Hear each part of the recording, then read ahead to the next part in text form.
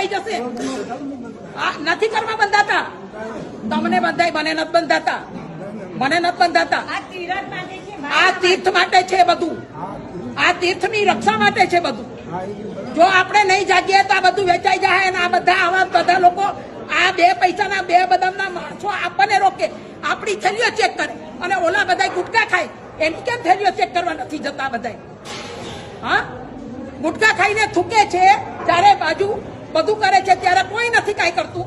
અને આપણે કાંઈ કરવું હોય, આપણું એક બચ્ચું બિચારું ચડતું હોય 6 મહિનાના બચ્ચાને 2 પગથિયા ચડાવતા હોય ને ફોટો કાઢે તો કે નહીં કાઢવાનો?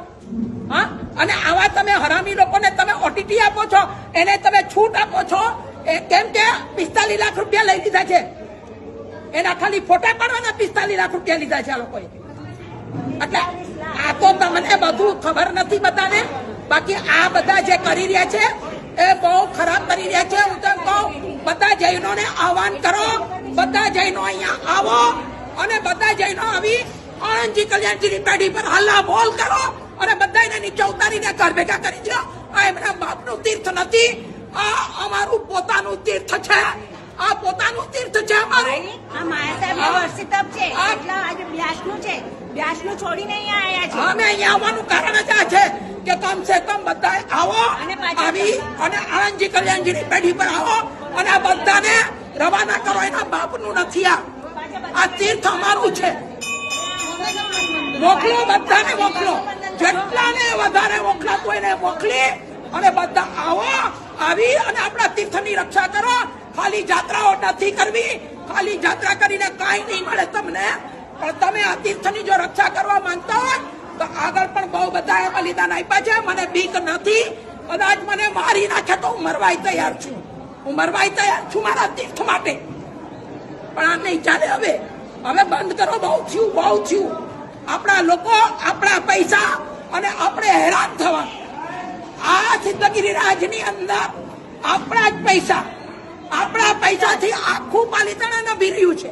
અને છતાંય આપણને બધી રીતે દબાવવાની કોશિશ. દરેક જગ્યાએ જાઓ, અહીંયા ઉપર આ બાબુના દેરાસરોમાં પણ સ્નાત્રાદિ લખાવાનું બંધ કરો. જરૂર નથી.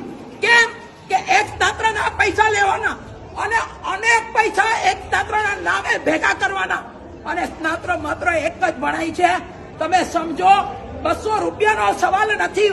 હું એમ કહું છું 2-2 કરોડ રૂપિયા ખર્ચો તમે, પણ જ્યાં તમારા પૈસા નો સદવ્યય થતો હોય ત્યાં કામ કરો. જૈનોના પૈસા મફત નથી આવતા, જૈનોના પૈસા મફત નથી આવતા. ભાઈ તમે લોકો 18 પાપસ્થાનકોને સેવો છો, ત્યારે 1 રૂપિયો કમાવ છો. અને એ રૂપિયાનો જો આવો દુર્વ્યય થતો હોય તો તમે સમજો, તમે જાગો. તમે નહીં જાગો, તમને એમ લાગે કે અમને તો લાભ મળ્યો. શું લાભ મળ્યો તમને? હા, શું લાભ મળ્યો? અને વ્યક્તિગતો બક્ષિસ આપવાની બંધ કરો. વ્યક્તિગત બક્ષિસ આપવાની બંધ કરો. જરૂર નથી. એ લોકોને બધા જ કર્મચારીઓને બધાથી પગાર મળે છે. કોઈ મફત કામ નથી કરતું અહીંયા.